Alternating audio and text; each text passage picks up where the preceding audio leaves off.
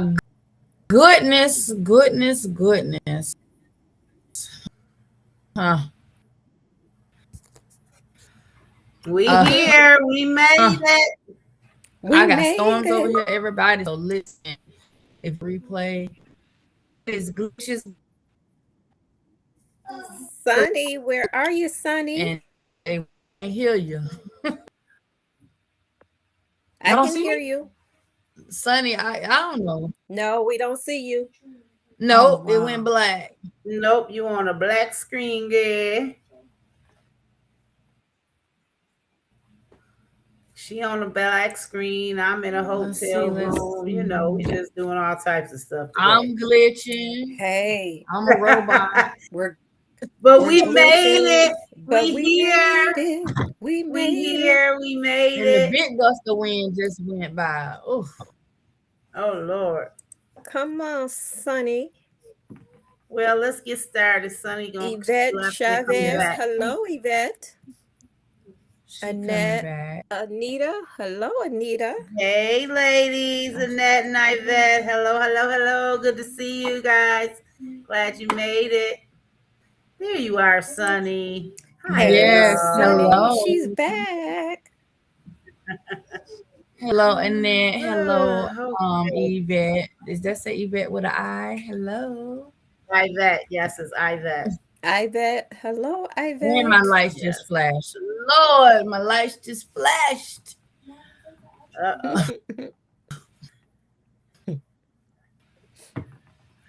Oh, man. All right. We gonna push through this. That's right. That's right.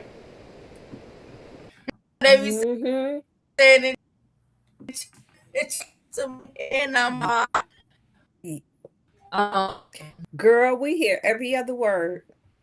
Every other word. We're gonna push through this tonight, though. That's what she's trying to say. We're gonna make it do what it do. Thank you, Yvette. What's our first topic tonight, Lady Bird? Do I have sound? Can you hear me? Yes, now we can. Okay. Yes, I just got a million notifications popped up on my thing. Okay. So the first topic tonight is mental health awareness movement doing more harm than good.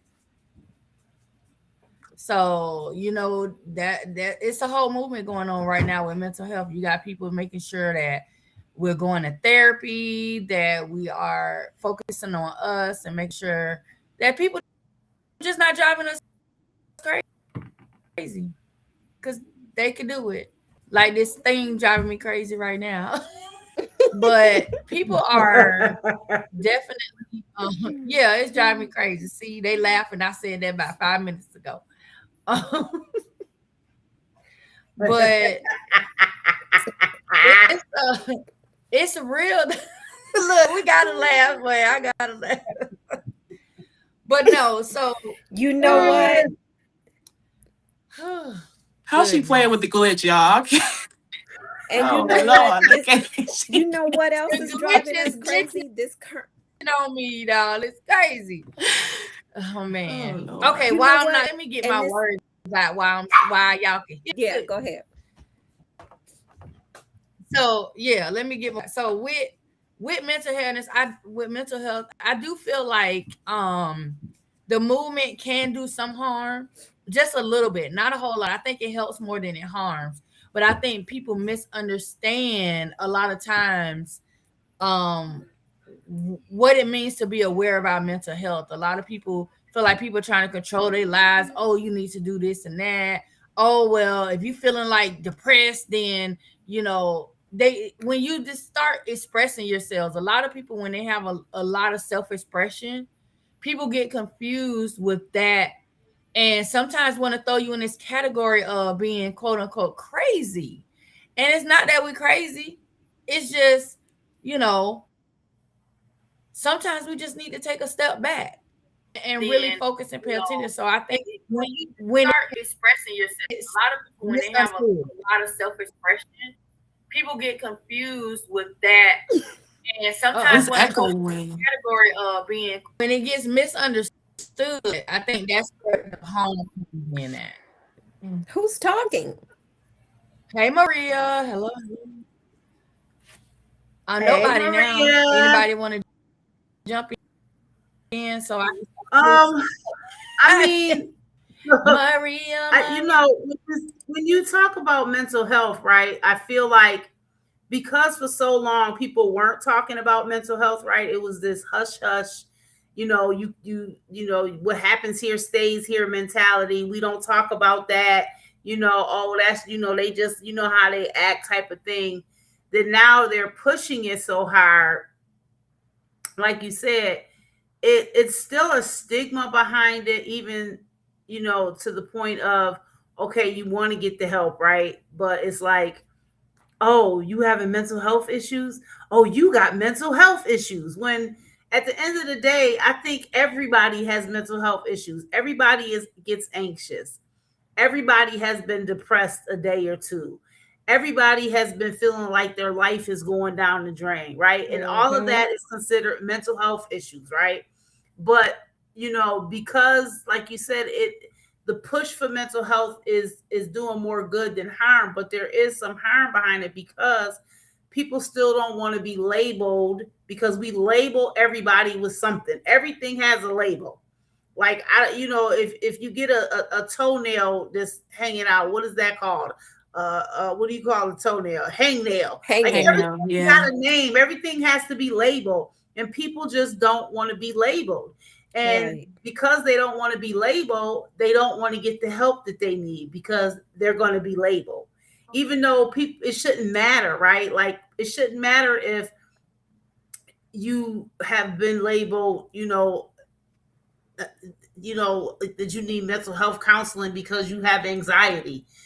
And then people don't talk about it either, right? We talk about lived experience, sharing your experience to help somebody else. But then people don't want to share their lived experience because there's so much stigma behind it, right? Because of the labels. So do I feel like it's doing more harm than good? I don't know, right? Like, I feel like it's different for everybody, right? I think it's really hard for men, right? Because we know men, when it comes to their health in general, they are not good at taking care of themselves. And I feel like Black men and maybe Latino men also are definitely not really in the habit of taking care of their mental health or their health in general.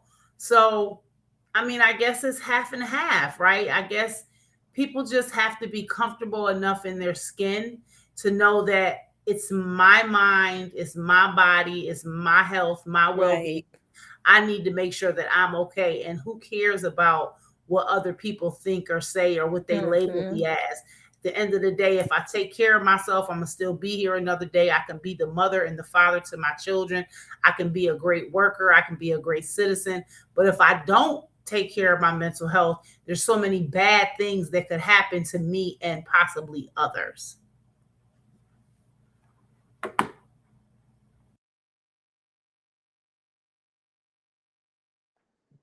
Dawn, you just said that so well. I everything as soon as I was gonna say, oh, and I'm gonna add this, you just said, I'm like, oh, I mean, you wrapped that all the way up. I couldn't agree more. It's like half and half. You got some people who, and then it's like, it, not that it's on purpose or anything, or I mean, who knows, but it's like some people put the labels on them and they don't even have and so it kind of, the information gets muddled, and you're saying you have this thing, but my cousin have it and you're not acting this way, and it's like, yeah, it's just too much back and forth. It's a personal experience, I feel like, and between you and your psychiatrist, therapist, doctor, whatever, I feel like you should have a mental health team, whether that's a friend, a therapist, somebody, a coworker, if you're that close, somebody. But yeah, and then it's like it's positive if you go that route, if you have good positive role models, if you have a therapist you can work through stuff with as life go on. I was just talking to somebody about um therapy, and she was like raving about her therapist. I love my therapist, da, da, da, da. Like, she gives me all these things. I was like, I love my therapist too. She a queer Black woman, so I love her down. And it took me a long time to get to her. That's another thing, and when it comes to like mental health and stuff, it's like you do have to go through a couple of hurdles, a couple of hoops, and someone who already got mental issues, it's like dang, I gotta do this. I gotta push through this too. Like, I'm just trying to get help, you know? So, and I really had to push through that. Like, I understand it 110%, but you'll feel so much better when you do get through that and learn what works for you, what doesn't work for you, different therapies, all type of stuff. Figure it out for yourself with a mental health team, you know what I mean? So, yeah, that's it's a 50-50 for sure. So I agree.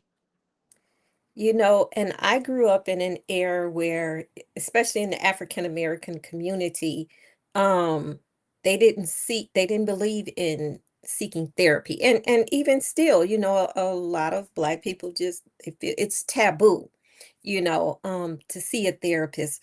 But we all need some form of therapy, some type of intervention for our mental health. So, I am all for, addressing your mental health, because if you're not taking care of your mental health, everything else begins to fail. Your health begins to fail. Your relationships begin to fail. Your job begins to fail. Your eating habits begin to fail. You're not eating healthy. So everything, mental health, it's a wider scope than just here. So, um and at some point we all need therapy, because nobody's life is perfect. When you lose someone, when my mom passed away on my 53rd birthday, that was the hardest part of my life. That was harder than me being homeless. That, 3 or 4 times in my life, that was the hardest time in my life, because I felt like there was this black cloud over me. Um, and I, after my mom's funeral, when we came back from Illinois, I was sitting at my store one day, and I don't know how I found myself at my sister's house, who lived 2 hours from me. All I remember is my niece opening the door, and I said, I need somebody. And I just fell in my niece's arms. I don't even remember driving those 2 hours. There was this black cloud, um, because I lost my mother, and my mother and I never really had that chance, for one, for me to get the closure that I needed, and two, my mom and I, when she was in the hospital, sick, I was there, and that was my time. That was the first time I realized that my mother needed me. And that I realized I may never get that closure. So it was all of that when she passed away, and me having to escort her body on the plane back to Illinois. So after I found myself at my sister's house and don't remember how I got there in just a t-shirt and some underwear, to this day, I don't remember driving. I knew that I needed to seek therapy. And if I had not, I don't think that I would have survived that, because I laid at my store for days and just wanted to die. I didn't turn on lights, everything was black. I didn't want to be here anymore. My grandbaby, she couldn't pull me out of it. Nobody could pull me out of it. So thank God I ended up at my sister's house, and my niece just loved on me. And she helped me get through. I stayed there for a week, and my niece helped me get through that. And on my way back home, I said, you know what? I'm going back to being alone. I'm going back to that dark cloud.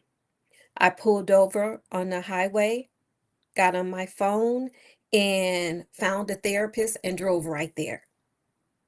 And for 9 months, I went through therapy. So we all need, that mental. That was my first time realizing, okay, this mental thing right now, it's affecting every part of my life. My business went down within those months. I barely opened, because I didn't want to be here anymore, you know. So when I say If we don't address the mental, it affects everything in our lives, everything. So, yeah. You know what, too? Sonny made a statement about it takes a while to find that person when it comes to counseling and stuff like that that fits you, right? And Mm-hmm. unfortunately for us, people of color, it takes even longer, right, to find someone who looks like us, who Mm-hmm. understands what we're talking about and they don't think that we're over exaggerating or being whatever the words are that they use, right? And so I think that too in itself is what pushes people away from even getting help, is because once you go through 2-3 counselors, it's like, oh my God, I don't want to tell my story again. Like, I don't want to Mm-hmm. start from scratch again and have to tell my story and see if this person is going to actually be able to help me or understand what I'm Mm-hmm. saying and feel what I'm feeling and have empathy for me, not sympathy, right? Because we know that Right. those are two different things, right? And so that in itself is, where it's bad at, because, and then now you got, well, and I know that this works for some people. Like, you have a lot of counselors now that want to do virtual visits. For me, I need to be in the room with you. I can't do a virtual mental health visit, right? Because I'm already dealing with the mental health or whatever it is. I need, like, how for me, I need, like some people need personal touch, right? I need to be in the room. I need to be in the space with you. It's the same thing for me when it comes to worship, right? I hate virtual church. Hate it, hate it, hate it. Mm-hmm. I need to be in the house of the Lord with other believers feeling that. And so, with that, and then, people that look like us, it's harder for us to find someone who, really is, having empathy for us and understanding Right. the problems that we have, when we might be dealing with an issue because we went to a hospital and they thought we were lying about pain, because all Black people, y'all can tolerate pain. And, talking to somebody about that doesn't look like us, they don't understand what we're saying. They don't understand that is a huge deal that could really do harm to us. So I think that that's a huge issue too, finding someone Yeah. that you finally fit with like a glove. And then Mm-hmm. let's not talk about finally finding that person that you fit with and they decide to leave the place that they're at. And now you got to work Right. with somebody else all over again. Oh man, or they stop taking your insurance. Or they stop taking your Dang, I can't call you this weekend or something. Dang. Like, is it really that deep? Like, just see me out back, Right. man. See me out back. You and your manager, see me out back. Cause this is ridiculous. I just settled in. Where you Unless you going? paying Oh cash my for this gosh, it's the visit, worst. you ain't paying cash. Yeah, Okay. cash. And that They can need to break start you. handing out coupons and stamping them or something. You come 10 times, You you get a see, free visit, regardless of where they at. Look. Right. one thing I do like, I'm gonna say really quick and I'm gonna stop talking. I like that a lot of jobs have EAP, employee assistance programs. And if you need to see a counselor and you're not sure if that's really what you want to do, I think you can get like so many free visits that it gets charged to the agency. And then if after, say, for instance, 4 visits, you feel like you want to continue on, you can either stay where they start you at or they refer you out. What I don't like is the refer you out part, because maybe if after 4 visits I didn't got comfortable with you and now you telling me, okay, yeah, I agree this would be good for you, but I have to send you over here in West Bubba to go see this new person. That right there is a little bit daunting in itself. Mm-hmm. But I do like that some jobs are now offering that service. Yeah. Yeah, I think that's a good service. For me, I've had a hard time with therapy. Like, I did it one time and I guess I didn't do what the therapist wanted me to do. Like, I don't know. I would go, they would ask me questions, I would answer the questions. I wasn't like, because one thing, maybe it's just because I'm stubborn, okay? I'm very stubborn. I'm a Taurus. Blame that on. That's what I'm going to blame it on. But I've always been in this mindset. Like, my dad always said, don't ever volunteer information. You, if somebody asks you a direct question, you give them a direct answer. So that's like how I have always been that way with everything. I don't volunteer nothing. So when I'm going into therapy, you all this stuff that you ain't asking me, So the therapist was just like, well, I don't think we need to, I think you're doing just fine. I don't think I need to see you anymore. Because they really weren't getting anything out of me other than when they would prompt me with questions. So I did that maybe for like a month, and then I was done with it. But I see a lot of people say they have therapists. They talk to them on a regular basis, and I just be like, oh, that if that works, I feel like if it works for you, do it. Like simple. But don't have anybody to just be able to talk to Right. and to vent to, and that's what the therapist can be there for. So I'm all for it. Yeah. Yeah. Okay. Can I read a Okay, text that I let's sent to see here. someone real quick, y'all, about mental health? Child, is it some tea? Okay, let me see. No, it's not no tea. It's like unfortunately, not this time. It's like an encouraging, like me talking about my stance on like mental health and stuff too. What'd he say? Oh, so I was talking to him about mental health real quick, real quick. I was talking to him about mental health, and he said, "Wow, I never heard a Black person speak like that about it." And I was like, "Yeah, and I'm gonna change that." Oh, gosh, my I'm a little nervous, y'all know. Um, I said, yeah, and I'm gonna change that. I'm gonna play my part in healthcare and represent for our people, for real, for real. This is a text, y'all. So think this is a text. Mental health is just as important as physical health.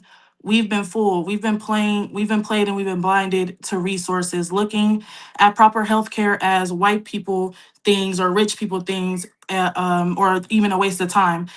And that's what they want. We deserve to heal and help ourselves. We deserve to be cared for by our healthcare providers. We deserve affordable healthcare. We deserve someone with actual schooling and knowledge of mental health, not just our homies and family, even though we love them too, who have been through some things and who are still going through it.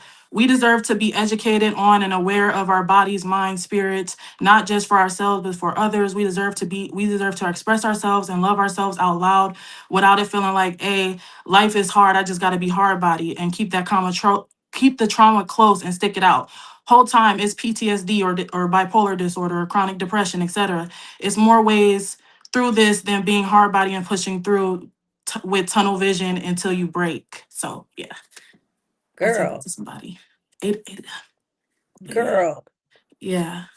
You hit it right I had to there. give him. I had to give him that real quick. I said, Yeah, hey, you hit every aspect right there. Absolutely. we gotta do better, everybody, Definitely Mm-hmm. do. and this is Right. what I like to talk about. This is what I tell people about all the time. So it's like I love this topic, and I'm constantly talking to people and trying to change their mindset, because if you come to me about it, I'm gonna tell you what you need to know. You got to figure some things out by yourself, but I'm gonna tell you what you need to know as far as my positive experience, because we've heard a lot of the negative experiences, and that's what's keeping Mm-hmm. us. That's part of what's keeping be educated, but that's part of what's keeping us where we at too. Because you get too scared to even the horror stories and this and that. Once you see Right. that doctor doing something, we got a good eye. You move to the next. Like you're not gonna sit down and let them do surgery on you and you die on the table. We're not doing all that. Like it's a way around it, but it still needs to get done. You know what I mean? Mm-hmm. And yeah, so that's my take on mental health in a nutshell. And health Nice. period. Now, if we could put Yes, all you the whole are. generation, if we could get the whole generation like Sunny, we'll be all good. Mm-hmm. Mm-hmm. But you, Yes, made me that's Yes. what just we think need, about man. something. We talking about the therapist part about it. Let's talk about when you have family and friends who you know that they need assistance, and you've tried to be that support system for them, right? And they just, for whatever reason, depending on what the diagnosis could be, they are not getting the services that they need, but they are pulling you into a storm, right? And because you love them so much and you want to help them and you want them to get the help, you are feeding the giant, and you shouldn't be. Mm-hmm. You are allowing them to continue on this spiraling that they're doing because you're feeding into it. It's a very hard thing to do, to have to let go of someone that you love and you see them spiraling. Recently I've had to do that, right? I've had to let go of someone that I loved very dearly because they have chosen, and I don't even think that they've chosen, the mental health has made them believe that there's nothing wrong. They don't see or hear what we see and hear. But I had to let them go because they were pulling me into some stuff that was like affecting my mental health. And so, that's an issue too. Us, with family members and friends who are going through mental health and them not going to get the help that they need. And, we are then being pulled into something that it doesn't have to be that way. And it's so hard to pull it. Like, I'm getting emotional thinking about it because I love her so much. But, unfortunately, it's just like an addiction. Until they are ready to get the help, you sometimes have to let a person totally hit rock bottom and just hope that the rock bottom is not them being out of here. So yeah. And that happens often, especially in the Black community. Like, because like what Miss Yvette was saying, like that one cardinal rule. What Granny say? My business stay in my house. That was the number one rule. You don't talk about what we talk about in this house. You don't talk about outside this house. So a lot of people have been, that's been instilled in them, like, keep your private business to yourself, not realizing that when you go and talk to these therapists, or you go and talk to somebody that this is what they do, this is their specialty, like, they have things they have to abide by. You go and talk to them, the confidentiality is there, and it's a safe space. But a lot of people are so used to not realizing that, or just, whatever thoughts they have, they don't realize this is the place to go. You want to talk and be free and open, this is where you go, to talk to those professionals that really can help. Yeah, they get they knowledge from the textbooks and things like that, but this is something that they do.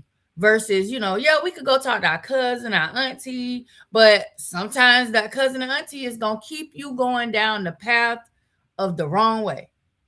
They're gonna keep you going the wrong direction. So you want to go the right direction, and that's sometimes that's just got to be going with a therapist. Hey, Brock. Hey, you guys in the chat too. Go ahead, Missy. And what you said, in the Black community, what goes on in my house stays in my house. That is why you have so many children that are being molested, and they can't go to a counselor or whomever and tell them, because they're raised, what goes on in my house stays in my house. And then they grow up and those issues were never addressed. No one ever knew. So now they're dealing with this, in a mental aspect of the trauma from what was going on as a child, and they couldn't talk to anyone about it. So, yeah. All right. So, and we have to fix that. We have to stop that. That's a generational curse. Oh, damn. I don't even think they're ready for that generational curse conversation. Yeah, we need to, Man. That's definitely that's deep. That's layered. Curse. That's a layered that is combo. Very layered. Yes. Okay, so I was trying to pull my stuff back up on my phone. All right, I got it. So we are still in Women's History Month. So today what I wanted to do is, because yesterday was March 10th, which, let me tell y'all, I did not realize how many health professionals don't know awareness dates for things that they specialize in. This is so mind-boggling to me, because I went to a clinic yesterday, and this is an infectious disease clinic, and I'm talking to the nurses and things and the doctors. I'm like, oh, you know what today is? What are y'all doing for the day? They was like, what's today? I was like, today's March 10th. It's National Women and Girls HIV and AIDS Awareness Day. And it was like, oh, I didn't know that. What do you mean you didn't know that? And this is what you do? Like, what? Wow. Yes. So that is what yesterday was. Yesterday was National Women and Girls HIV and AIDS Awareness Day. It's March 10th every year. Okay. And it's been Every March year. 10th for a while. It's been March 10th. So what I wanted to do is I wanted to bring a couple stats to you guys. I know I have some stats, and Dawn has some things that she's pulled up as well. I think what I want to highlight the most important is that we need women and girls to understand that right now we are in the highest of the statistics right now. Because nobody is going and getting tested. We need people to go and get tested. If you're a teenager, you can get tested. If you feel like you need to have your parents with you, fine. But if you are a teenager that is sexually active, you need to be getting tested. Yeah. I know, they like to hide stuff from their parents, but this is not something you want to hide from your parents. Like, it's really not. You Yeah. know, I've seen, and this is even in the 90s. I know we've all heard stories of teen parents, teen pregnancies, and things like that. Just with my own two eyes, I have seen a young girl as young as about 9 years old pregnant. Okay. My mom used to work for Wicked Nutrition, and when I was younger, I used to go with her to work. And so I saw every age group coming through that office as young as 9 years old. And so that lets you know, even though, we want to think that, puberty or certain things for women start at certain ages. No, it's going to start when it's going to start. And so we have to know when it starts with our girls, and we need to know to make sure they understand all of these things that are going on with their bodies and what they need to make sure they're coming to us and talk about. Yeah. And not going to their friends. Yeah, listen, I would rather my kids learn about all of these things from me than what they're gonna learn in the streets. Because learning this stuff in the streets is gonna give you all the wrong information. So I don't know what stats you had pulled up, Dawn. But I know I was looking at some that were kind of like global and in the United States, but I'll let you go ahead because I feel like I'm glitching a little bit. So I'm gonna let you go jump in there so that I'm not being a robot. Okay. So so what I pulled up was basically like piggybacking off of what Lady Bird said. Black women are particularly impacted by HIV. Half of the new HIV diagnosis is among women, but 13% of women in 2023.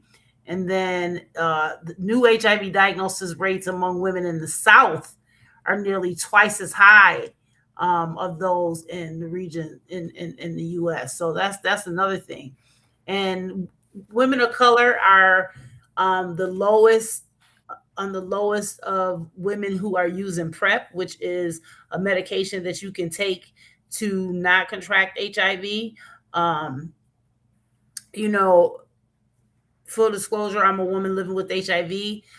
When I talk to other women who are negative, I still hear the same comments that, oh, I've been with the same person forever. I don't have to worry about that. I don't do those kind of things. I'm married. I have one partner. I've been with my husband for years and years and years. Still not understanding that anybody who is HIV negative is HIV possible. If you are having unprotected sex, you are possible of contracting HIV. And, unfortunately, women 97% of the time are contracting HIV through sexual activity. and they are contracting this from partners that they feel like they are in a relationship with, and their partner is doing the same thing they're doing, just being with them. Or unfortunately, a partner who has not disclosed to them that they are bisexual. A partner who, unfortunately, because we still have some people who know that they're HIV positive and they're not taking their medication. So that means they're not undetectable, which means that they cannot transmit the virus sexually if they're undetectable and taking their medication. But unfortunately, you do have some people who know that they're positive and they're not taking their medication and they are just out here doing whatever. So like Lady Bird said, you have to get tested. I tell people all the time, you are in charge of your own health.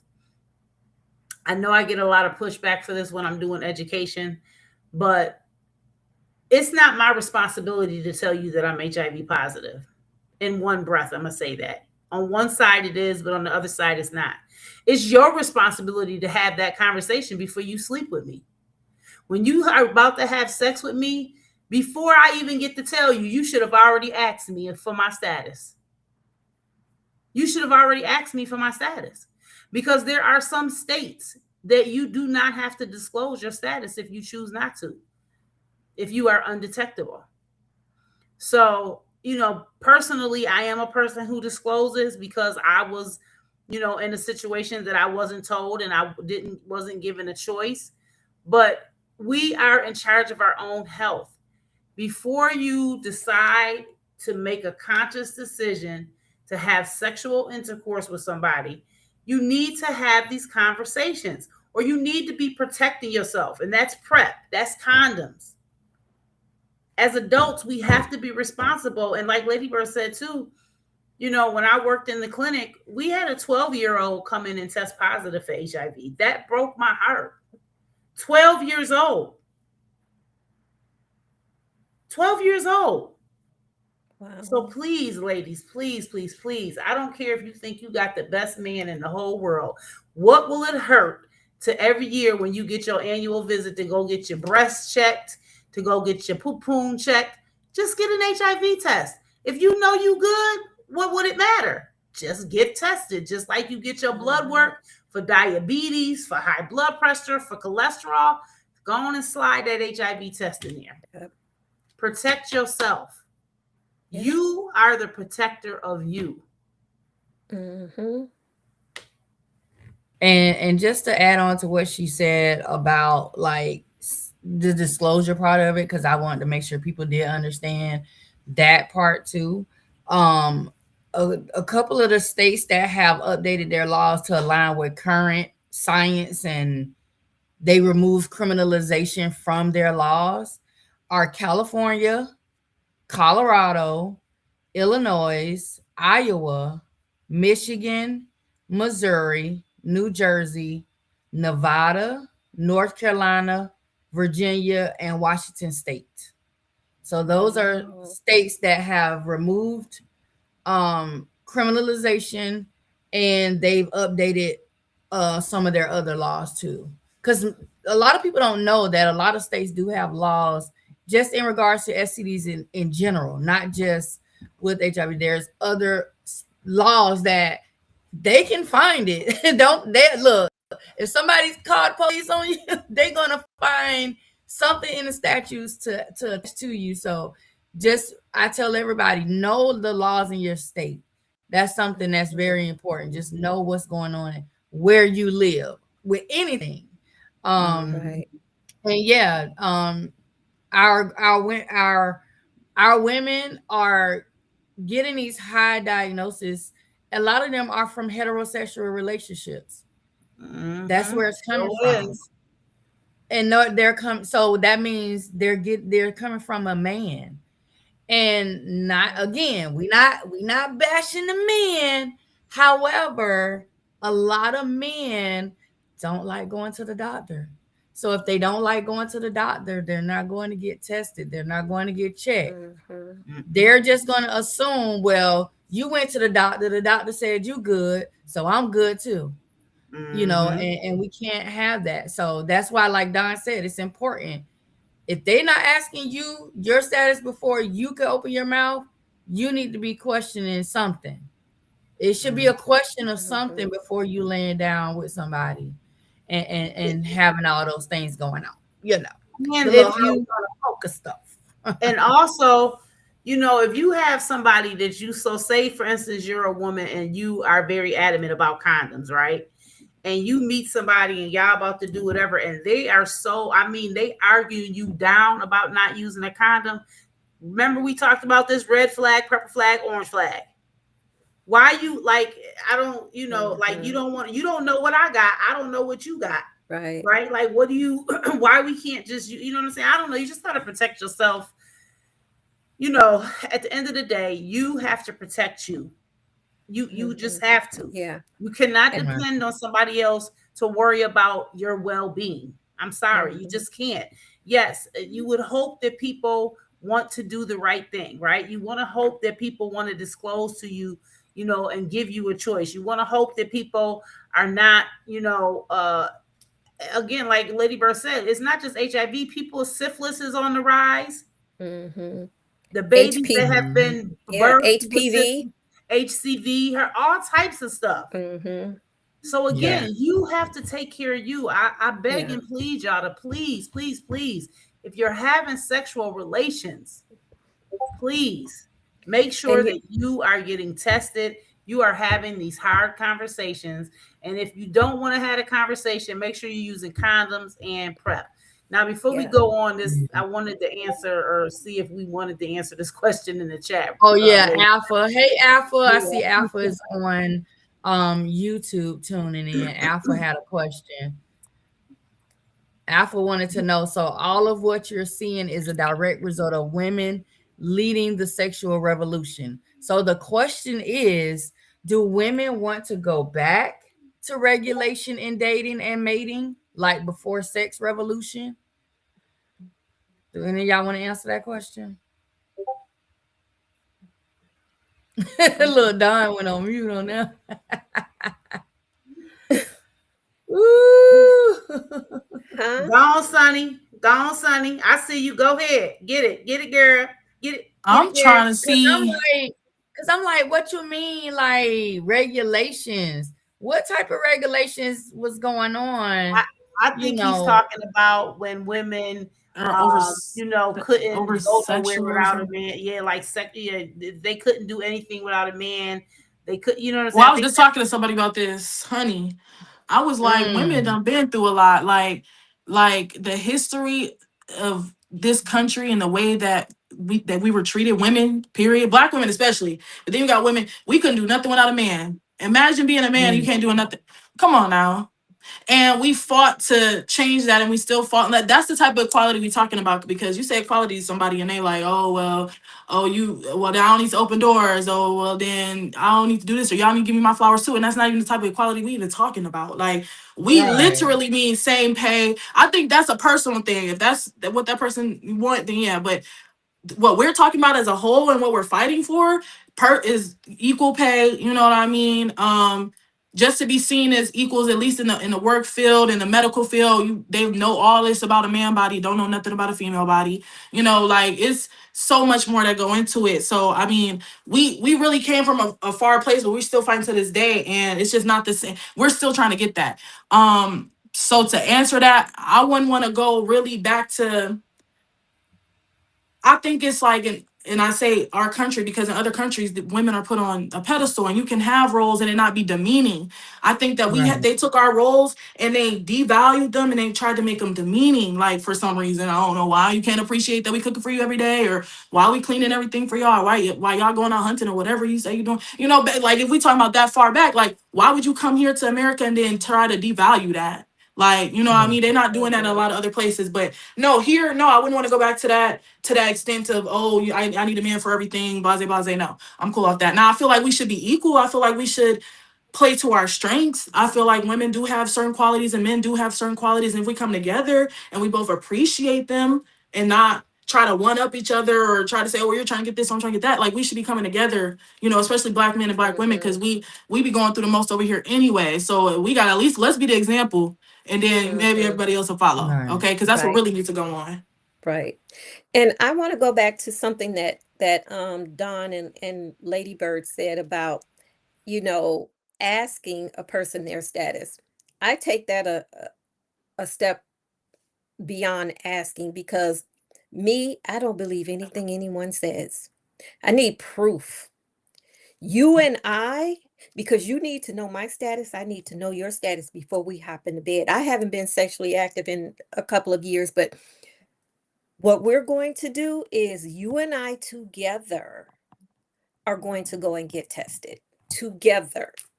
That means we'll get our results at the same time. We're going to sit down with each other and view our results.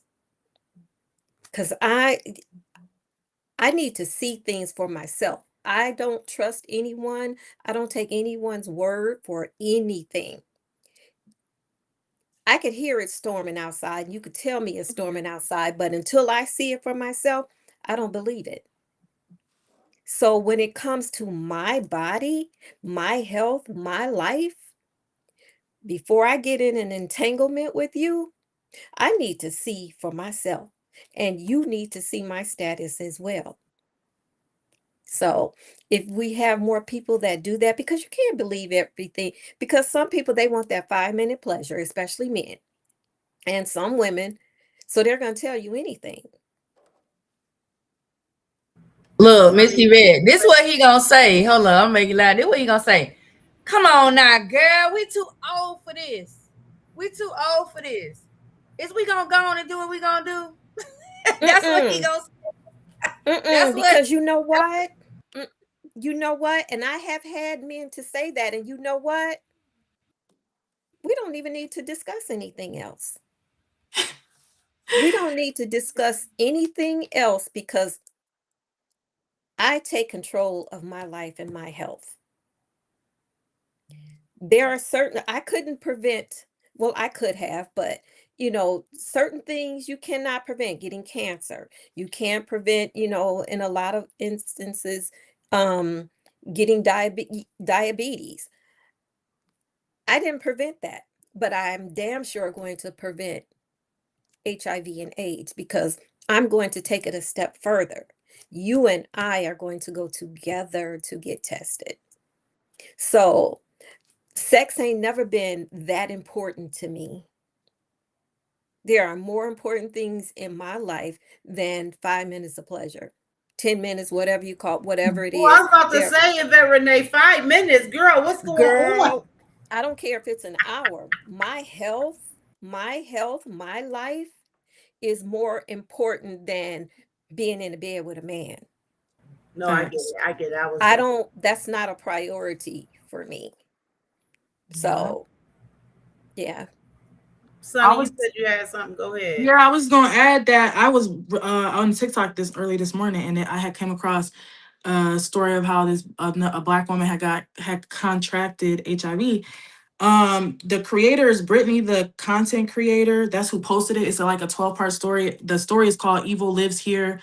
HIV story, and it was so crazy. Like, I mean, I'm gonna just tell y'all real quick. She met this guy at work or whatever, and he like protected her from her ex. So she kind of looked at him like, oh, kind of save her life or damsel in distress type situation.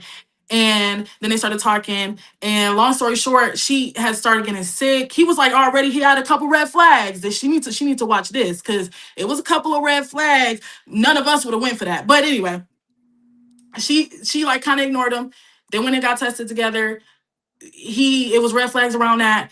Then she started getting sick, and he was just there, like basically watching her just die. Just raw. He knew exactly what it was, and like this is what it be. Like this is a real. She's fine and everything now, and she's telling this story and stuff. But it's like it be to that point with a man. Like it's like Miss Yvette said, it's never that deep. Like it's not you because a man will sit there. Mm-mm. And I'm not man bashing, but I'm just saying it was a man in this, and that's why it is what it is because people aren't sharing it. It's not, and that's what it is. But a man will sit there and just watch you waste away. I mean, she didn't find out until she had AIDS and was in the hospital, and they finally told her like, yeah, this is what it was because he was on a computer looking up cancer with her.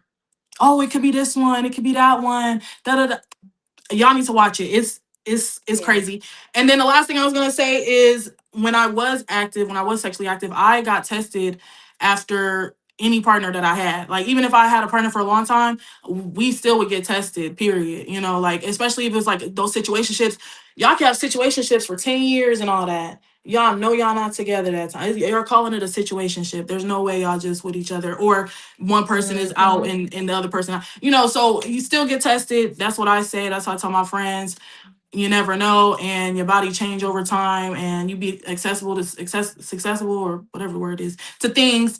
And yeah, you just got to take care of your health, and nobody can do that for you. So Yeah. yep. I don't know this alpha, whoever alpha is, and there it is. Enjoy the sexual revolution. Enjoy hookup culture. Thanks for the what? Huh? What? But you know, I saw him say that, and so it made me think about, you know, unfortunately, and I believe that it's always been like this, but now it's just out and it's more people approve of it more. There's like this sexual revolution, right, going on, where there's a new generation of people that they don't feel like they need to be in committed relationships. They can have sex with whoever they want, however they want. They have this mindset that if they want to have sex with, or they know that if they want to have sex with a different person every day, or a couple people a couple times a day, it's their choice, it's their body, and nobody should, you know, stigmatize them for that. And this. And listen, I'm listening. At the end of the day, do what you want to do. But in all of that doing that you doing, I hope that you protecting yourself while you doing. And that's the problem. I'm not trying to tell nobody how to do their sex, with who to do it with, how many times to do it, you know, whatever. What I'm saying is, if you want to have sex, protect yourself, because you will end up in a situation like Sonny just said, sick, and the person acting like they don't know what you're talking about, and they just sitting there watching you die, right? Because they don't care about their health. And unfortunately, you know, like in my situation, he knew he was positive. He knew that he was positive. He knew he wasn't taking his medication. And his comment when, you know, we had this conversation was, somebody did it to me, so let's just be together. Are you freaking nuts? Wow. Like, what, sir? Like, my biggest fear in my early diagnosis, and even now, was that I was to transmit this virus to somebody. I think that would have took me out of here. Hence why the first thing I would say to somebody before we kissed, I gotta tell you something. You know what I mean? So in this sexual revolution, do what y'all want to do. I'm not here to judge nobody on that. I just want you to protect yourself and protect others, because in protecting yourself, you protecting others. It's as simple as that. If everybody did that, then the HIV diagnoses would go down. If people would just protect themselves, then you're going to protect everybody else. I don't care how much sex you choose to have, with who you have it with, how you have it, how many times you have it. Just protect yourself. It's as simple as that. Be sexual fluid as you want to be, but fluid yourself to protection. Yeah. And fluid yourself in that protection. Ooh, and on that note, baby. All right, so on that note, sorry, I'm sorry. I go a little over the top. Nah, look, Don was ready. I'll be gonna let Don loose on y'all. Y'all ain't ready. Okay. So, all right. So I do have some news I wanted to talk about, and you know, I'm trying to make sure my computer don't glitch on me, so I gotta pull it up on my phone like a old person. So the first thing I wanted to talk about is I wanted to me feel old. Oh, there we go. I wanted to talk about Lindsey Harding. I kind of just really wanted to shout her out because she, right, you know, it's Women's History Month, and now she is, so in 2023 she made history as the first Black female to lead an NBA G League team. So y'all don't know, G League is like the little, I call it, it's like the minor leagues of the NBA. Because LeBron's son played on G League when he first came into the NBA and things like that. So she was the head coach one of those teams. But right now, she made history, the first female assistant coach for the Los Angeles Lakers. So that is a huge accomplishment. I wanted to really highlight that because that's something for our, for the generations to come to see this. Because when we think about the NBA, when we see females dealing with the NBA, either they're a female news reporter, a female sports reporter, they're, or they're doing just something other than having one of those major roles. So to have a role that in a male-dominated sport is a huge accomplishment. So I wanted to really highlight her and talk about her. And one of the things that she said was she isn't interested in just being a footnote in history. She's busy building an unassignable I don't even know how to say this word. It's a word. Listen, it got a lot of S's and L's and B's. She's building her resume. She's chipping away barriers left by the greats who came before her. And by the time she reaches that head coach seat, because that is a goal that she's going for, there won't be any doubt in anyone's mind that she earned it through fire and excellence. So I like that. That's very motivational. One of the other topics I wanted to talk about was Tasha K and Cardi B. Because Cardi B said she want her monies. And how Cardi B laughing. That is how Cardi B. Cardi say, I want my money. So if y'all don't remember, Cardi B sued Tasha K back in 2019 over some of the bloggers where she was trying to say that it was a defamation suit. She was trying to say that Cardi was using drugs. She had a lot of sexual activity. She was talking about STDs, all this stuff. Cardi B took her to court. And I don't know if y'all remember, I watched it. She went on that stand. She testified. They had their little things back and forth. And Michelle, what that? And so right now, so I guess she behind because she's supposed to be paying Cardi B $20,000 a month. And she recently started a GoFundMe to get her fans and followers, I guess, to help pay Cardi B her money. From what I'm reading, it says that under the agreement, the payments start at about $176,000 in the first year. And increases to over $318,000 by the fifth year. And then after the fifth year, Cardi B still has the option to pursue whatever balance remains. Okay, so if she still owe her money after 5 years, which I'm pretty sure she probably will, because she was awarded $4 million in damages. So, yeah, I in a very long payment plan. This is a long payment plan. And the crazy thing is, some of her fans have started donating to that GoFundMe. Yeah, they have. A penny, because my thought process was on it. You should have thought about it. She got plenty warnings before Cardi took her to court. Cardi kept warning her, "I'm going to sue you. Basically stop lying on me." And then I was watching something else. Somebody was like, "Why is she?" Because she made a recent video, basically saying, "Yeah, what you gonna do when this money is paid off and the NDA is pulled off? Then what you gonna do? Because then I'm gonna talk." And they like, why is she so fascinated in on her when there's so many other celebrities she could be talking about? Girl, pay that lady her money and leave her alone before she sues you again. Yeah. Right. Because Tasha, she also ended up filing Chapter 11 bankruptcy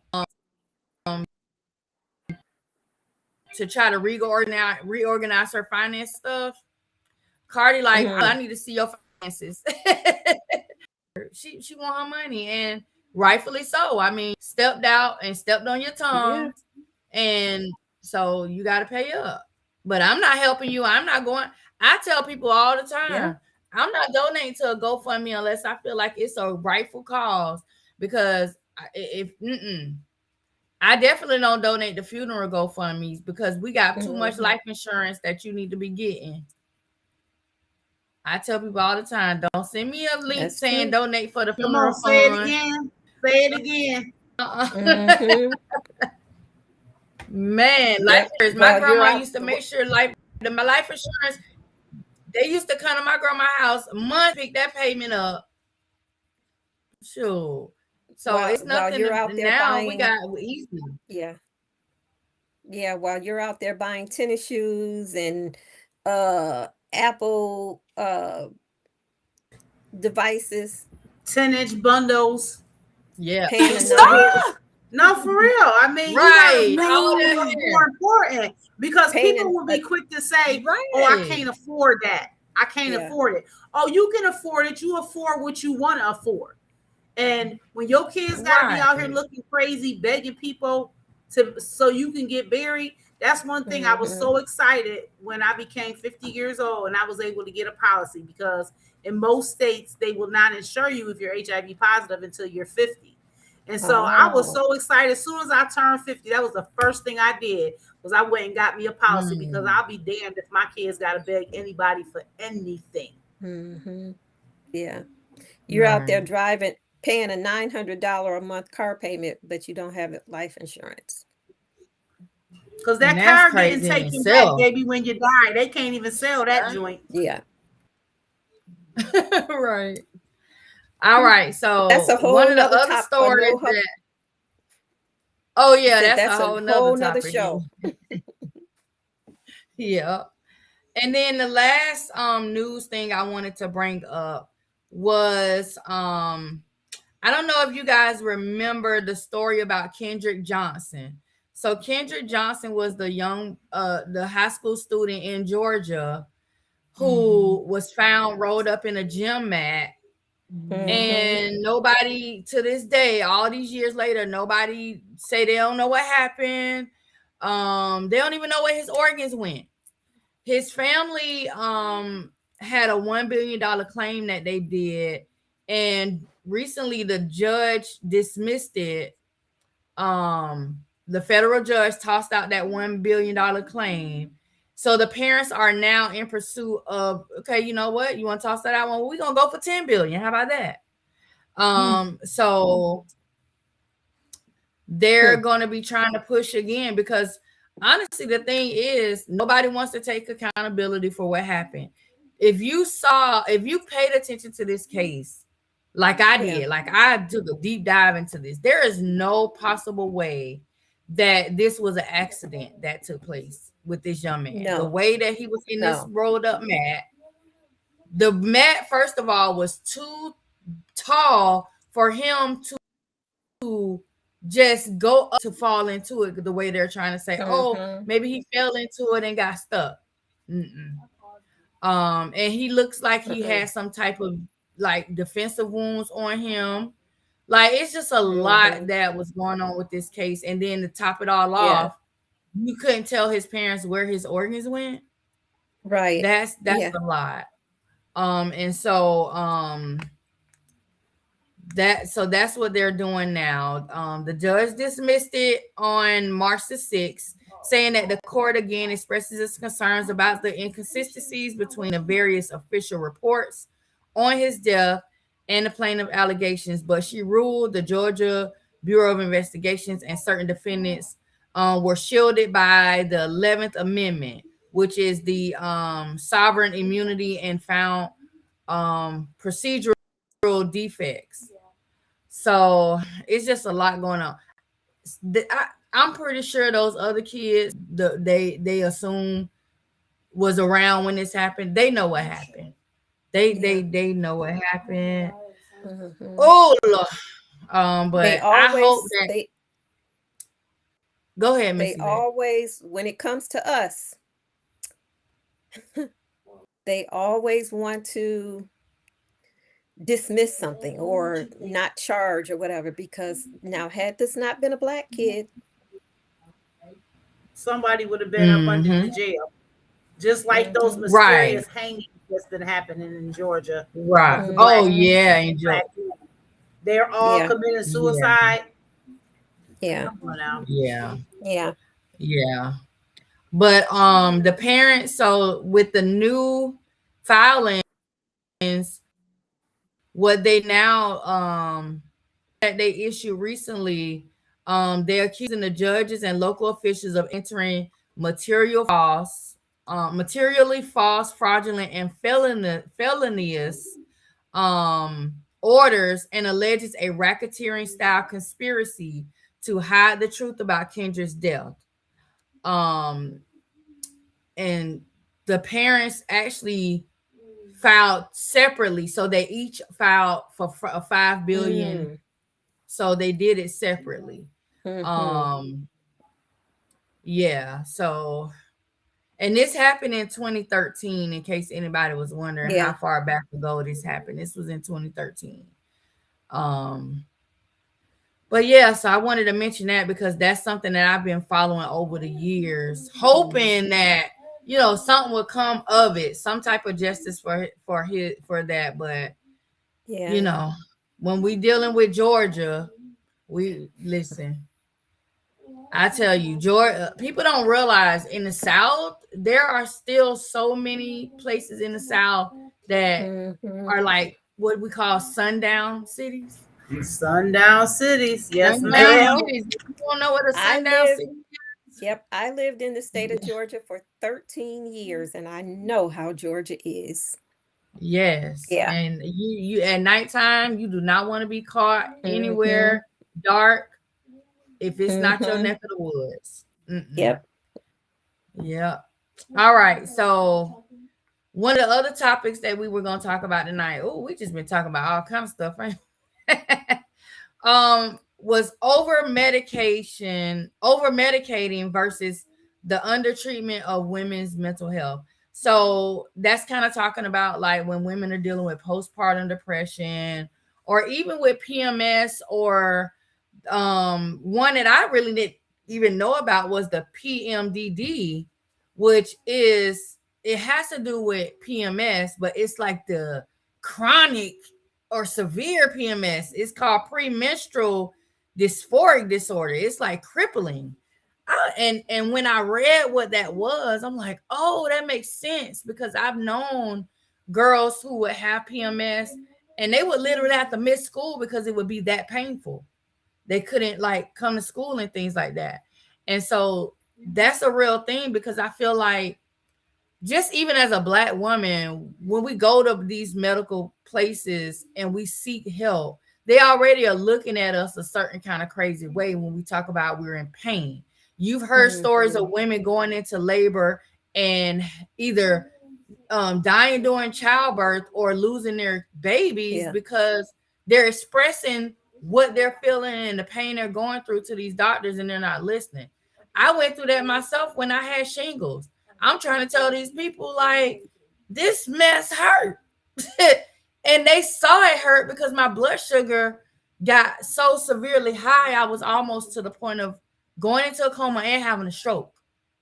But they were so adamant about, well, why do we need to give her morphine? She doesn't need morphine. She about to have a stroke. You might want to give her something to bring her pain down. You know, and my nurse had to fight with the charge nurse that night just to do that, so that I didn't go into that stroke or anything worse. So it's really a true thing. They don't want to listen to women when we tell them how we're feeling. And when it comes to the post-traumatic stress, especially like after giving childbirth, a lot of women, because it's not talked about as much as it should be, a lot of women aren't recognizing when they're going through that postpartum depression. Right. And so they're dealing with it thinking that it's just, you know, afterbirth blue, you know, they're not thinking that it's something they really need to go and seek help for. And so when they're feeling these different ways, instead of people guiding them to the right thing, they're just kind of passing it off. And then that's when you run into issues of, child neglect and a lot of other things that domino effect from that. So I kind of want to talk about that. Like, how do y'all feel about it? Do y'all see that happening? Have you experienced that? Um, and what do you think can be done to change that thought process to get people to understand we really need you to listen to us? Well, I think first of all, people need to continue to talk about it, right? You got to keep putting it in the front. You got to keep sharing the stories. You got to keep putting doctors and clinics and hospitals on blast who are doing this. You just, the woman who, they basically told her she wasn't in labor and put her out. And she had the baby 5 minutes away in her husband's car. And now she's suing the hospital because they didn't believe her when she told them, this baby is coming. But just, I mean, we just got to continue to talk about it and educate people on it. And it's unfortunate that we have to fight so hard just to get somebody to believe that we in pain and we not drug seeking and we not attention seeking, that we have pain just like any other person of any other color in this world. But I just feel like, the fight has been going on so long and it's going to go on much longer, but we just got to continue. We got to continue to advocate. We got to just keep beating at that horse, and maybe one day the light will go on.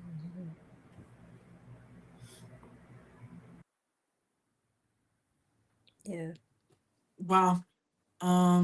So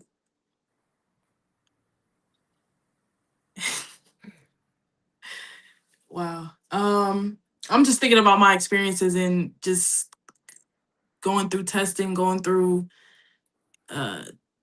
different doctors and how they treated me. And it's kind of the same with therapy. It's like when you find a good one, hey, you kind of try to stick with them.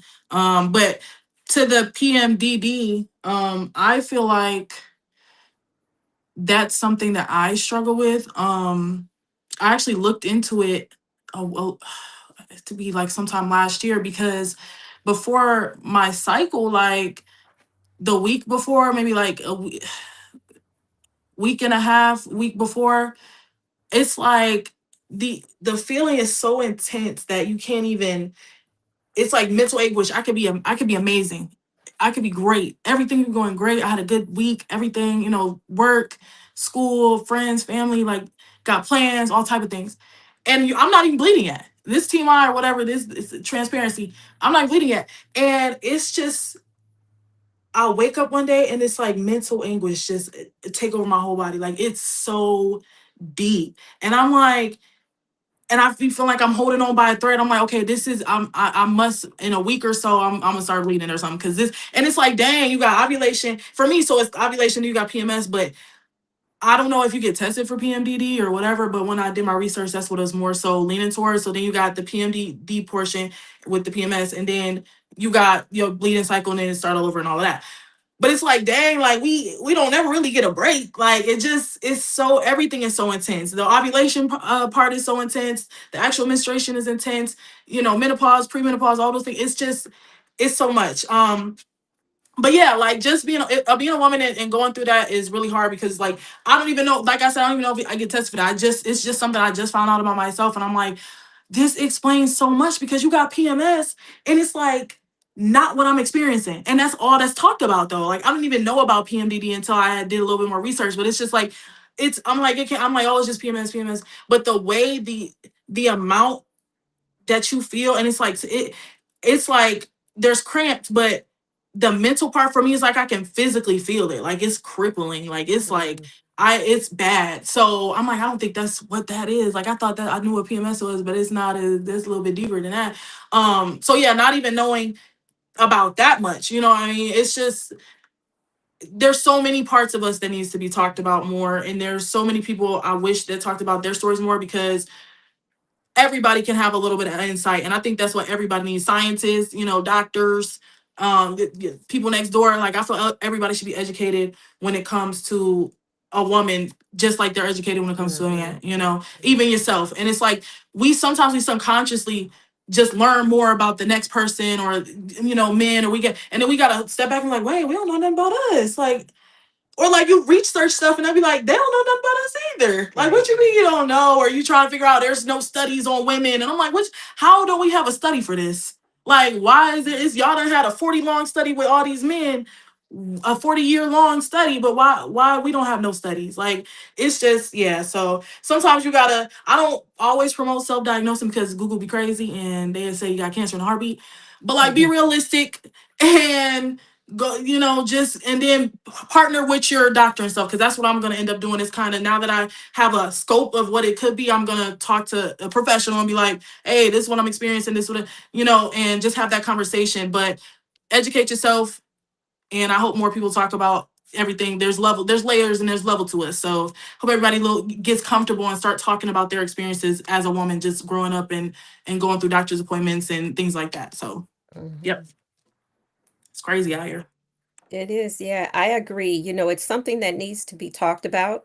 It definitely needs to be addressed, and people with the physician, and you know, again, that goes back to certain things we don't talk about, you know, because of the way we were raised. But how will you know how to address certain things if you don't talk about it? If we don't talk about it as women, if we don't talk about it, you know, with our physicians. So it's definitely something, it's a major thing that, you know, needs to be addressed. Me personally, I've never experienced, you know, those issues, but I know many women that have, and it's definitely something, you know, that needs to be addressed, especially in the healthcare community.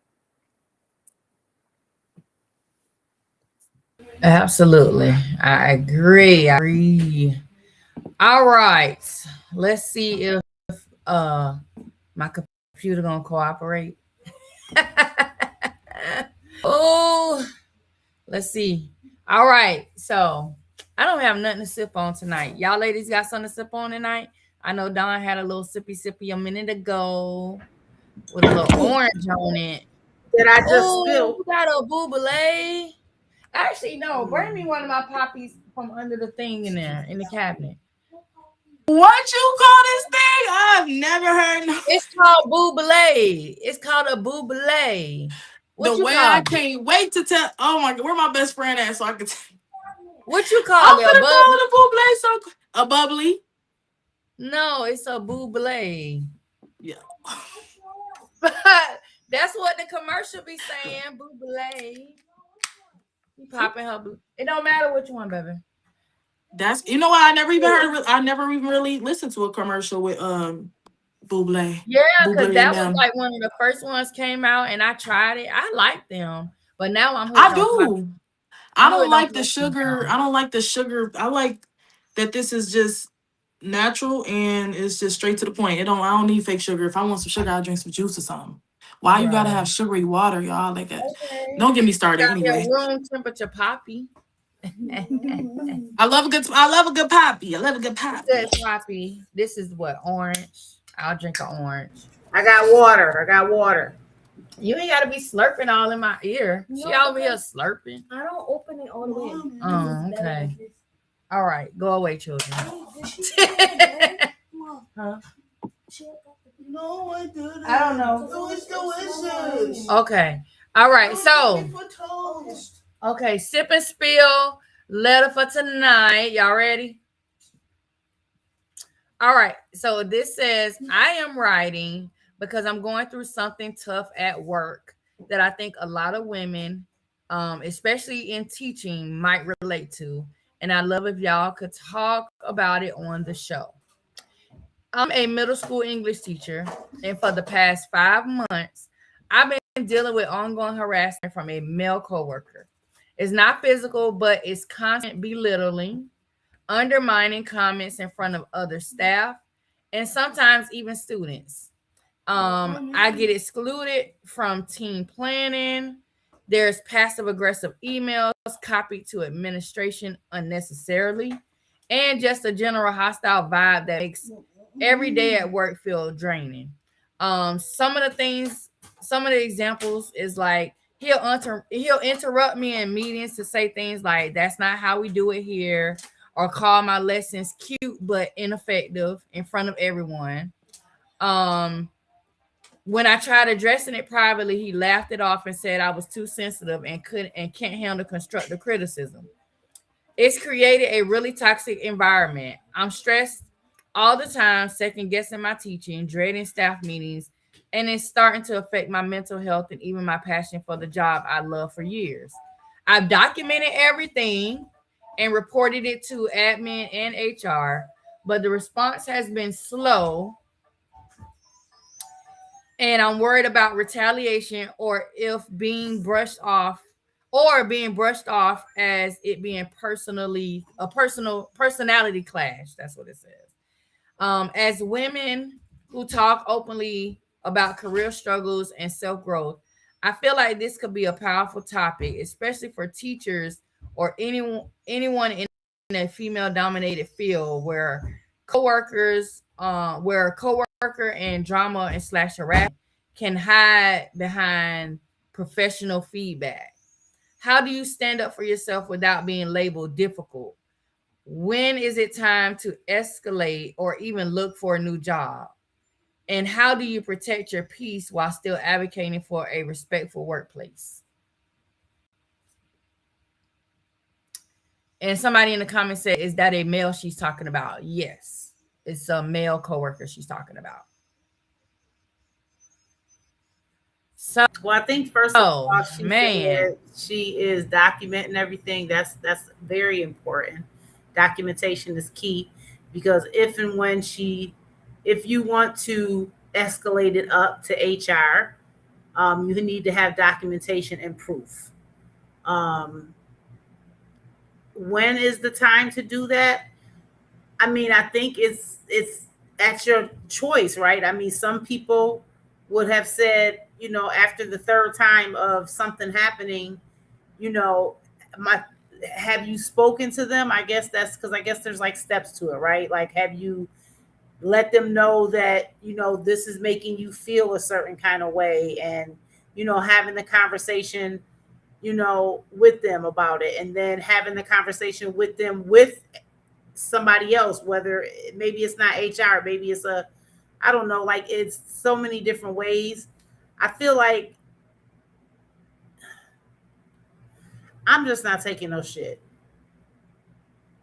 I try to be as professional as I can, but I'm gonna let you know right at the start if you're making me feel some kind of way.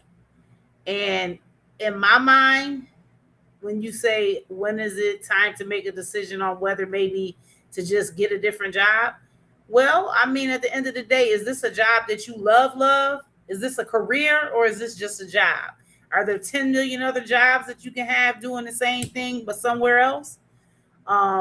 Is it financially? Are you financially able to possibly be without work for 6 months to a year? There's so many things to it, but I feel like the best that you did say that you did is documenting. Documenting is going to be key to whatever thing you decide to do. Because if you go to HR and you feel like they're not doing nothing, or you're going to be retaliated against, you can still go to the next step. If you feel like you getting fired because you went to HR about this situation and then all of a sudden you got fired, you can get a lawyer. That's a lawsuit. So, it's so many things that you can do, but what I'm going to recommend is you need to do what you feel is right for you. But for me, I would have been said something. I would have been addressed it, because I think a lot of times we don't address it, and that's why they think that they can continue to do it. So if you're going to fire me, then go ahead, and then I'm going to have a lawsuit because I got documentation, and now I ain't going to have to work for a very long time because you're going to be to pay me for the next 10 years. Stop playing with me. Right. And you remember when it was not like, I remember when it was so rare to have a male teacher in the first place. Like, not, you know what I'm saying? When I used to think about being a school teacher, I always thought, okay, it's a woman, it's like now these teachers are coming into the school system, these male teachers, they're in, and they just, I don't know, they don't want to share the space. And it's like, honestly, this was our space to begin with. We just let you in, because most of the time when you saw a male in the school, they were in a administrative role, like maybe a principal or a dean, or they were a coach, and then maybe you saw the coach subbing or filling in for a class if they needed to or something, but not a whole lot of male teachers were full-time teachers like they are now. And so I think what happens is those egos clash, because you got a lot of men who can't take direction from women. They can't take direction from women, and that gets to them. And so it's like, oh, let me cause an issue. And people will do things to make you want to leave a job just so that they can have it how they want to have it. And that could just be very well the issue. This could be one of those teachers where it's like, you know what, I'm gonna do anything and everything to make sure this teacher don't stick around. Maybe they had a friend that applied for the position, and because you got the position, they want you out of there. You just never know how things go. It's sad that that's what happens, but that's the reality of it. I did substitute teaching all of 3 months. And I was like, yeah, I can't do that. I don't know how y'all teachers. I can't. And I was doing middle school, baby. First day of substitute teaching, I had to give a kid my lunch because the other kids took their lunch and threw it in the trash, and he was boo crying. It was too much. I was like, oh my goodness. And then I stopped going because they was like, the kids started fighting in the classroom, and they looked at me, was like, you're not gonna break it up? No, because if I accidentally get hit, I'm fighting too. What you mean? I'm not finna be breaking nobody fight. And all these middle school kids my size. No. So they was like, okay, well, thanks for your time. Yep, thank you for your time too, because I will not be coming back. But yeah, I don't get how a lot of teachers do it, but for the ones that do it, I commend them. But yeah, I just say to the person, just keep doing what you're doing. Like Don said, the first thing that you did was you documented everything. Documenting is key because you got a paper trail. Long as nothing has turned physical, that's a good thing, because once you put your hands on me, yeah, everything else go out the window. But yeah, keep it documented. I wouldn't say move that fast as like trying to find another job. Never let anybody run you away from something. If teaching is your passion, if this school is where you want to be, I say stick it out. Don't do all that. Okay, so I'm coming with a different perspective. Coming from a person that has a 0.0 tolerance level, girl, fuck that job. And move on. There are plenty of other schools. Move on. That's it. Made me spit this drink out. When it's supposed to be sip and spill, not literally spill. I was about to spill all this orange. Oh my goodness. Carly, you was finna be covered in soda, girl. I'm with you. Look, y'all know I have no filter. No filter. In my 60s, I have no filter. Man. Period. Don't let shit stress you out. Exactly. Hey, I'm with you on it. I'm with you when you're right.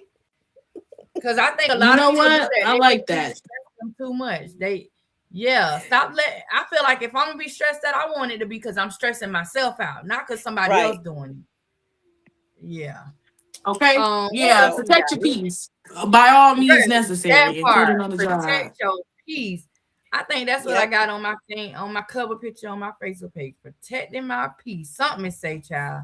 I done left it up there so long I don't even remember. Hold on, I'm trying to get back to my notes.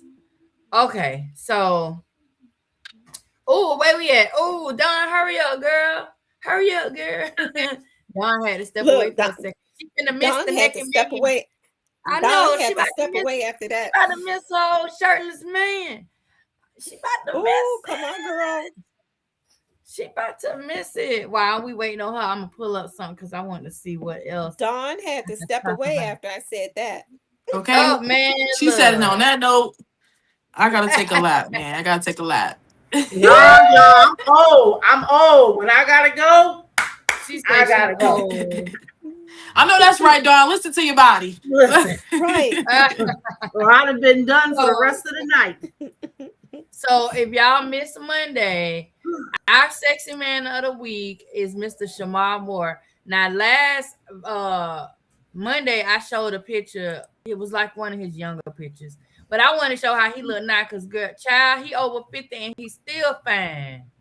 I love a Still, well-aged black man. Mm-hmm. man. Let me see. Let me He's see. still looking good. Look, if it let me be great, let me great now. Come on. Wait, Sonny went.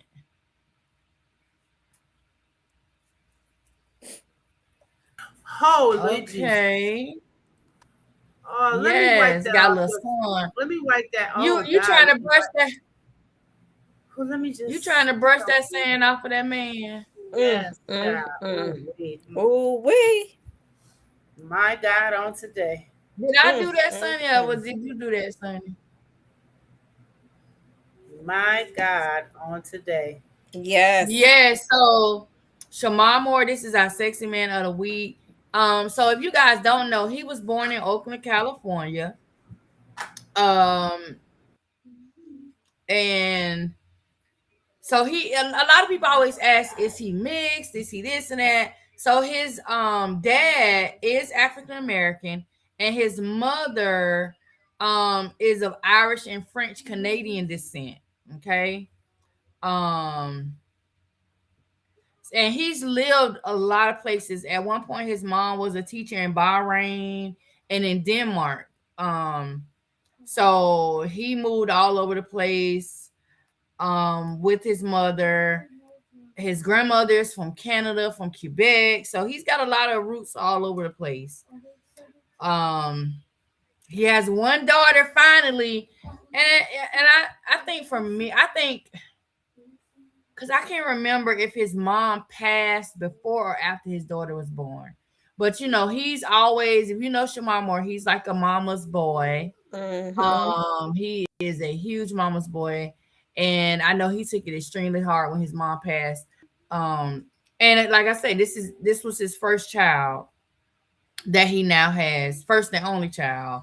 Yeah. He has an extensive acting career. And back on Young and the Restless. I'm gonna have to go see if he back. I know he's back on there. I just haven't looked at it yet. I gotta call my mom and be like, look, have you seen Malcolm on there yet? Because that's his name on Young and the See if he done made his guest appearance on there yet. Let's see. Does he have anything coming up? Let's see. I'm trying to see. I think they got a new season of SWAT coming up. Oh. If I'm not mistaken, they're gonna be working on a new season. I think they got they got the SWAT Exiles. There's a new SWAT little thing. Oh, sorry, Sonny. Sonny, like, I'm back, girl. I'm back. Okay. And then I know the last movie that he did a cameo in Sonic the Hedgehog 2 and 3. The cartoon. He did like a voiceover in that. But other than that, I mean, he still does little things here and there. So, but I just wanted to look at him. And I was like, oh, let me brush this sand. Come here. Let me get that sand off your chest. Right. Off them abs. Because, it ain't every day you see a man over 50 with abs. Right. Ooh. Still showing they 6-packs and stuff. Right. Yes. All right. Now for the new music alert, I don't think the album itself is new. However, I've been hearing this song lately and it's been stuck in my head whenever it come on and I be humming it all day. And it's Summer Walker, Go Girl. Mm-hmm. and she, you know, because it's got that little catchy Yeah. "Go yeah, you go girl," whatever. I'm like, Mhm. okay. And it's featuring, and it's all girls are on the song. You got Summer Walker, you got Lotto, and you have Doja Cat on this song. And I think it's a really like, it's got a nice little vibe to it. It's just Yeah, it kind of does. laid back, and it's like, okay, Mhm. you go girl. Yeah, I like But it. look, not Kimberly in the chat getting hot and bothered by Kimberly said, got you more careful. Ooh, Shamar Moore got you heated in the comments, girl. I know. I don't know who we're gonna Lord, have Lord, next Lord. week. I don't know who's gonna be our sexy man for next week, but I don't know. Mm. We're gonna have to find somebody to top Shamar Moore I for next tagged you in week. somebody. I tagged you in somebody. So look out for that. Oh, you did? Lady You got to have Bird. to remind me. Yeah. I said our next Mm. sexy man of the week. I saw a video. Mm. Girl. Mm-hmm. Oh yeah, I'm gonna have to see. Um, all right. I know we were gonna have our entrepreneur spotlight, but that's got postponed. So once we know who our next entrepreneur spotlight is going to be, we'll make the announcement. We'll let you guys know. Because I still have people that like, we still got a bunch of people that we can pull up. I just gotta reach out. I was trying to go in like a little order of everybody who reached out. So we're gonna keep it going. Next week is our career and money week. So we're gonna be talking about those, getting our topics together. And then the last week of this month is gonna be our fun week. It's gonna be our freestyle week. Anything goes. I do Hey. have one topic I want to talk about that week. I want to talk about comfort versus fashion. That's one of the topics I want to talk about Mm. because Mhm. I'm like this laid back jeans t-shirt type of person. And some people they'll wake up and they could just be going to the corner store or to the grocery store and they putting their makeup, they doing everything, sweatpants and a t-shirt. So I want to talk that because I'm like, okay, do I need to just go on and do a whole new war? Like, do I need to elevate my That's me. fashion a That's so little me. I bit? can't wait to get into And that. you know, because now my man be looking at me like, you gonna do something? So now I'm like, okay, now I got to like, you know what I'm saying, spice it up a little bit and be a little adventurous. But yeah, so I can't wait for that week. And what else, like I said, that's gonna be our week. We talk about whatever. So if you guys that's watching think of some topics y'all want us to touch on, we're not talking about no down low men. I Not don't know. yet. We might could throw it in there by And 5 minutes. we have 2 birthdays this month. Yes. We got 2 birthdays. We got Miss Yvette. And we On the got 16th. Yep. And who else birthday? Sunny. Sunny girl, you getting over? I'll You be going over? 26. Oh Yeah, my you going over the gosh. 20s hill, the hill of 20s. Oh, And man. I will be 61 on the 16th. Okay. Ooh, Okay. black don't crack, Hey. black don't crack. That's Oh, Black coming don't up, crack. that's honey. why them men be at her now. You see all that? She's ooh, that's why they be coming at her, and then she's batting them off or batting them And away. I'd be like, get on away. I'm good. I'm good. Right. I am Good. good. She don't want me to put her down. I'm trying to put her down, and she's like, Mm. what? You see everybody say hi. Yes. We Hello, getting out of here, Carly. Carly. Any last words you want to say, Carly, before we get out of here? She like, Well, you let her head. She a mess. She know what the camera is. That's the crazy part. But you guys, we are on here every Monday and Wednesday, 7 p.m. Eastern time. You can find us on Facebook, YouTube, anywhere on social media. You can find me, Dawn, Miss Yvette Renee, Sunny. We are all on social media. Make sure you follow us on our pages. I'm hoping soon. I gotta look and see when we're gonna start going live on our 1 Hour Girls Talk page. We have like 60 days before it lets me do that from creating the page. So once we're able to go live on that page, that's where you're gonna see us live at. If you ever want to reach out, email is 1hourgirlstalk@gmail.com. That's how you can reach us. I know we missing Miss Sharon tonight. So she's not here with us, but I hope everything is good with her. She's probably at work. Usually Miss Sharon is not here. She's working. Somebody called out. That means somebody don't want a job. They need to get fired, and y'all need to hire a new person. Right. Exactly. But yeah. And what else we got? We're gonna be we're gonna take a week off, the week of April. What is that? Like right after Easter. So that week after Easter. So Easter Sunday, I think is like the 4th or the 5th, maybe the 6th. That following week, we're gonna be out, and then we'll be back. So that's the only time you're not gonna see us. We here. Okay, Right. we are here. We're not going nowhere. We might be a little bit late because of technical difficulties, but we're here. Right. Yep, We and here. it's We my coming. fault. If we not on time, it's my fault. That means it was badly. You see, I'm not having no glitches now because the wind stopped, the rain stopped. Yeah. Like, Yeah, it's pretty. It's decent now. so Yeah. it's literally the weather that will affect our internets. That's crazy. But we want to thank you guys for tuning in tonight. I'm trying to see what part of this video I'm gonna clip tonight. Right. And post. I'm gonna think about clips myself. I definitely clipped the one from Monday. I did too. I haven't clipped posted that it one. yet. I definitely clipped had it to go too. back and save it. Yeah. Yeah.